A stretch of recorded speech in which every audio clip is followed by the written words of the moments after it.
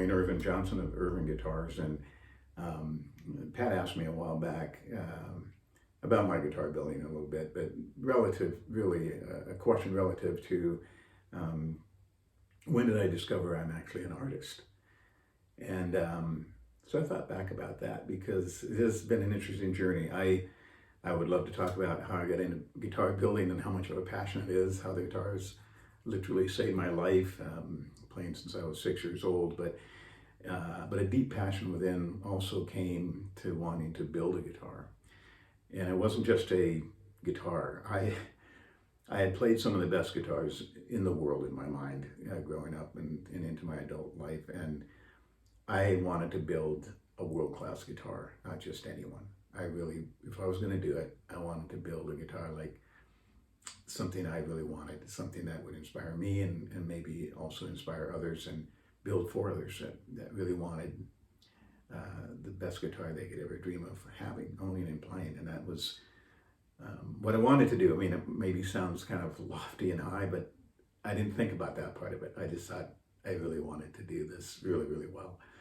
And so that I knew that it was passionate because I love to play. I was born with an ear. I felt like I could hear a really good sounding guitar versus a not so good one and that type of thing. And I like to build that way, and I do build that way, really relying on what I hear with my own ear. But when I got into deciding and realized I could build a guitar, I had to design one. I wasn't going to copy. I didn't want to copy stuff for whatever reason.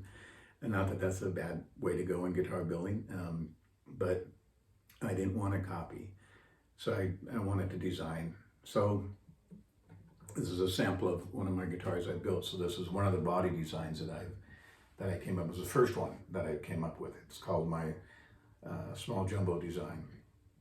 So the shape is looks like a guitar, I think, to many, but the dimensions are a little bit different and really unique to the Irvin small jumbo. The first thing I designed, though, was my headstock. And I never thought of myself, again, as an artist to design something that I thought would look beautiful or look elegant. But I drew it, and I figured, my wife's a fabulous artist, and my kids inherited her art, and I figured I'd rely on them to create my headstock. But I showed them this, and they really encouraged it. They loved it. They liked that design. And so that's what I've gone with. I kept my headstock design. My daughter did design the eye, so there's that element, which I love, which is great. But that's just the first part. That actually is an artistic space on a guitar that I didn't think of it, in a sense, yet, as being an artistic space. But it turns out that I think it is. I've gotten more comments about the design of my headstock. People really like it. And then, some of the things I just did that are not necessarily original to me, but I think one thing I was told a lot, or have been told a lot, is the color choice of woods and the trim wood that I choose to go around the guitar to make it basically look elegant. I've taken actually a piece of the side, and I've inlaid it into the front. I don't know if you can really see that on this picture, but you can see the redwood. This is rosewood. This is Indian rosewood, and there's a rosewood trim, call it purfling, but it goes all the way around the body, and that's like a design element. Also, just the carve, the carving of the neck. This is hand carved, and I hand carved this whole heel shape, somewhat unique to my guitars, and this is somewhat unique to my guitars too. And then the choosing of a 5-piece maple, and this has got some wenge, an African hardwood, and with Honduras wood for the neck, and things like that are all design elements. I don't know if you can see this or not either, but the maple purfling line I designed to match the heel cap of this neck, and wrap it around. Decided to put it ebony on this one to match the ebony binding that's going all the way around. Designing the shape of this wedge is all part of designing the bridge look, the shape of the bridge, what I'm doing around the sound hole, putting even ebony on the inside of the sound hole, and various things that I thought, I wanted to build a guitar that sounded phenomenal, but they have to look good. And I realized that people are drawn to the look a lot first, and then they want to play it. And if it really sings, then there's a big connection. And so, anyway, I've done some elements like that. Here's another one. This is another design of mine, another body shape, significantly smaller than the one I was just holding. This is actually called the Irvin Signature Baby guitar. It's a little one. And choosing some gorgeous wood, and again, designing, taking trim from the back, putting it here, adding color and or just flow, maybe. I don't know what am I an artist? I guess so. And just the whole color scheme that I realize, and my wife tells me that there is something clearly there, an artistic realm that I'm doing that is elegant, that people are, really liking. I'm taking pieces of the koa here too to make a wood rosette. Many of my guitars have a wood rosette similar to this one. The other one I did just put abalone around it because I thought it looked good that way. This one too, I took trim from the side, and you can see it maybe more clearly here, and wrapping it around the front. It has a very, very elegant, elements to a guitar. And so I've done a fair bit of wood inlay on other guitars on the back or various areas of the guitar or different ways of making a rosette too. I've done, but back to the rosette on this one, I just chose to put a single ring, a solitary ring of abalone to touch it off as elegant because of the wood. This is natural wood. This is a top taken from actually an old train tunnel in California. It's a redwood top, the huge old ancient redwoods.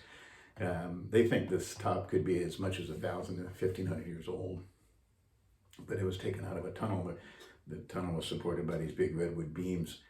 It's got a cool story behind it, but it's so beautiful, and I only wanted to accent it and not take away from. So, and anyway, this again, back to the story that this one guy looked at the guitar I'd built, and he grabbed it and bought it as a piece of art. He called it artwork, a piece of art. That's what he called it. He said, "I want this as a piece of art. I'm going to hang it in my office."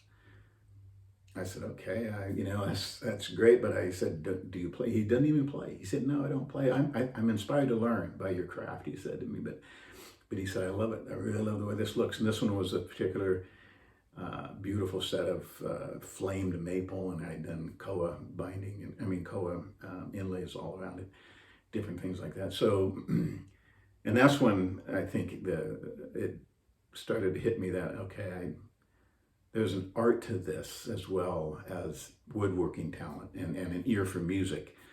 There's this artistic element that really goes into it.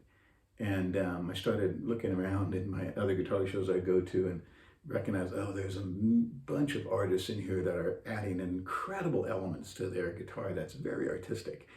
And it's a whole interesting combination of not only the musical art in the field, but the actual art, as I call it. It's all art, I guess. But I've settled into the idea that I guess I'm an artist as well, and I've actually enjoyed that piece of it because I've really admired my wife's artwork from and her ability to draw in her hand, and her ability for color is insanely good, matching and deciding what is good color and all that. And I do rely on her a lot. I talk to her a lot about some of my rosette design and that sort of thing, but often it ends up what I decide to do. And she encourages me a lot to just go with my heart and my gut because it's been working, really well. So I'm an artist. I am an artist. Who would have thought? But I'm excited about that, and it's just fabulous. I think art and music, by far, to me, the most healing agents and elements to the human soul and body and mind and everything. And it's fabulous to be a part of it. It's fabulous to be able to play it. And just